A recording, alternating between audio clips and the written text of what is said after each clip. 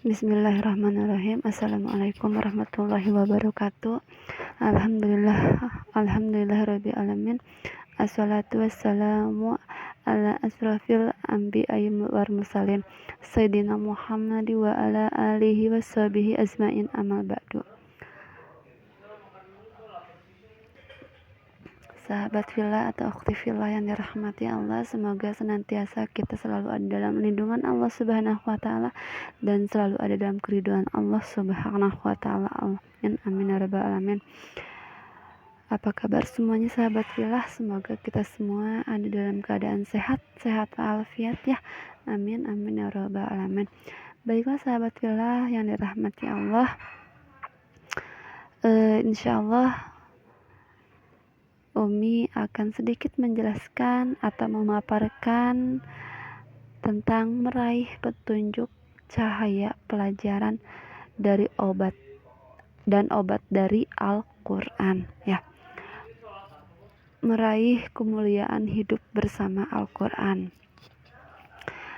Baiklah sahabat fillah yang dirahmati Allah, yang sudah kita ketahui bahwa bulan Ramadan ini sudah bisa kita hitung ya, bisa kita hitung berapa hari lagi. Semoga Allah memberikan kesempatan terhadap kita, diberikan panjang umur dan kesehatan sampai kita bisa melaksanakan dan menjalani perintah Allah ya, dan untuk mempersiapkan diri kita untuk menyambut atau menjemput bulan suci Ramadan ini ya. Nah, hal ini tentunya dikarenakan kitab suci Al-Quran yang diturunkan pada malam Lailatul Qadar yang penuh rahmat.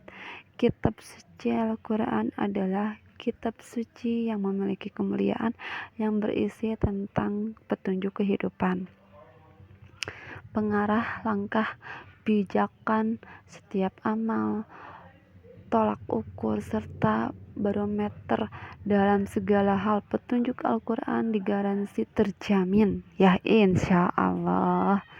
Jadi kayak promosi ya. Nah, kesempurnaannya dan terjaga kemurniannya, hal ini sesuai dengan firman Allah. Insya Allah Umi akan bacakan artinya saja di ayat di surah Al-Baqarah ayat 185. Bismillahirrahmanirrahim. Bulan Ramadan adalah bulan yang di dalamnya diturunkan Al-Quran sebagai petunjuk bagi manusia dan penjelasan mengenai petunjuk itu, dan menjadi pembeda atau furqan antara yang hak dan yang batil.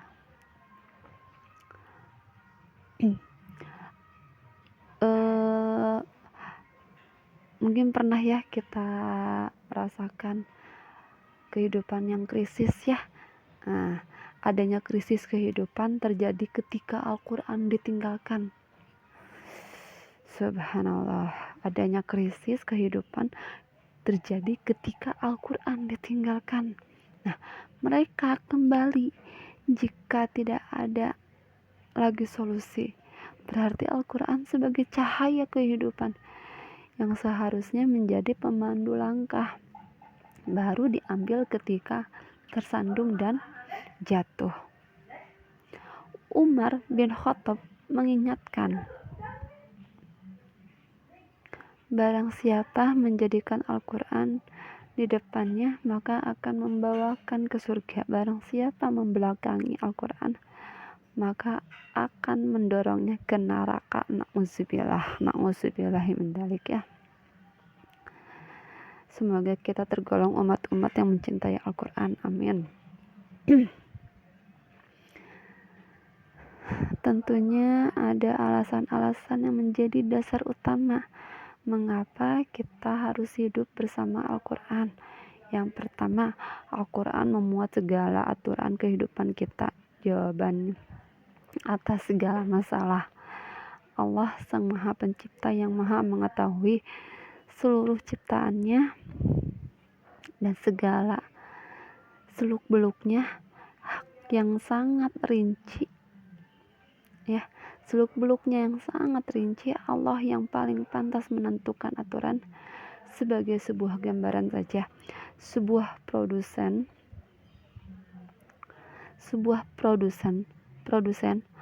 yang membuat kendaraan bermotor, ketika meluncurkan sebuah produk ke pasaran, pasti dilengkapi dengan buku petunjuk penggunaan dan perawatan agar kendaraan tersebut berjalan baik,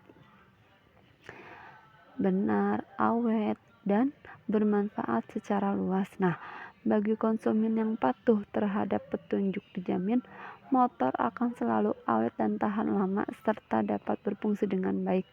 Dan sudah pasti bagi yang konsumen yang tidak patuh atau ngeyel, nah sudah dapat dipastikan pasti kendaraan tersebut akan rusak. Nah, sama halnya manusia diciptakan oleh Allah, ya, dilengkapi dengan aturan berupa penggunaan dan perawatan.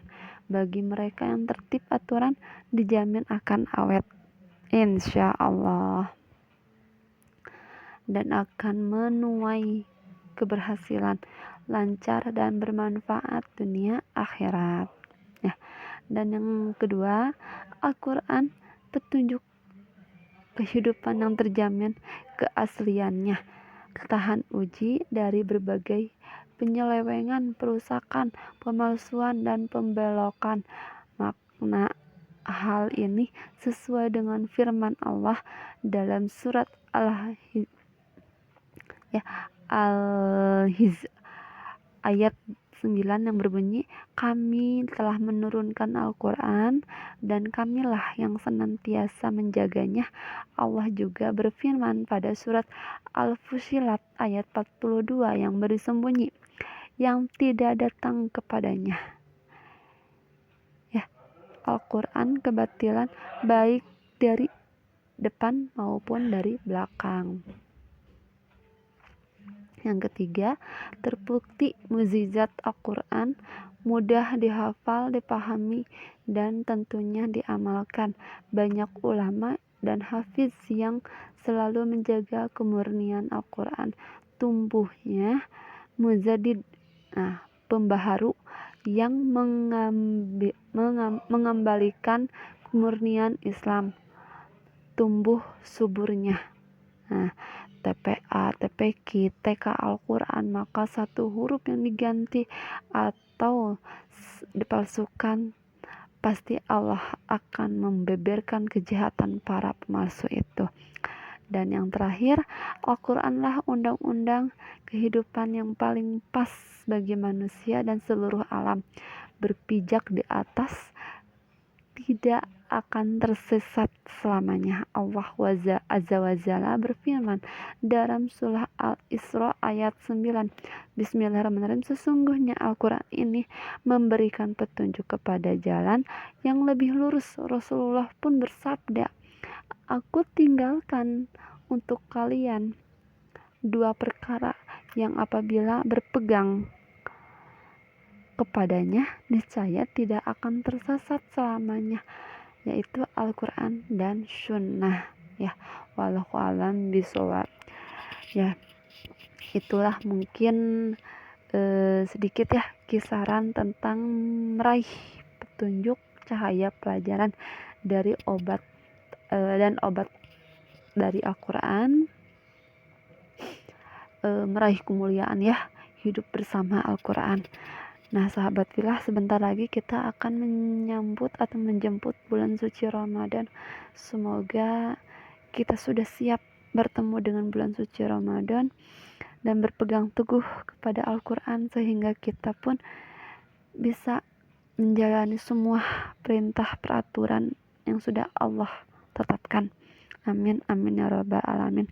Baiklah, hanya itu yang bisa Umi jelaskan. Kurang lebihnya mohon maaf. Kurangnya hanya milik Umi, kelebihannya milik Allah. Assalamualaikum warahmatullahi wabarakatuh.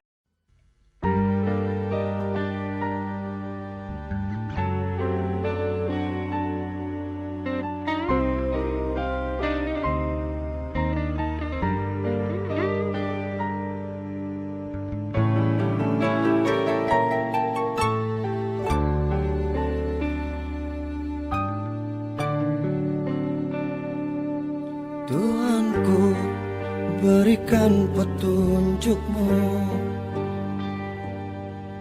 agar ku bisa menjalani hidup. Dosa yang aku punya sungguh begitu berat, berharap kau bisa mengampuniku.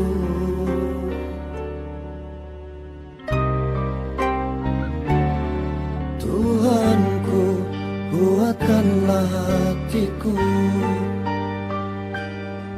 Cobaan hidup semoga menjadi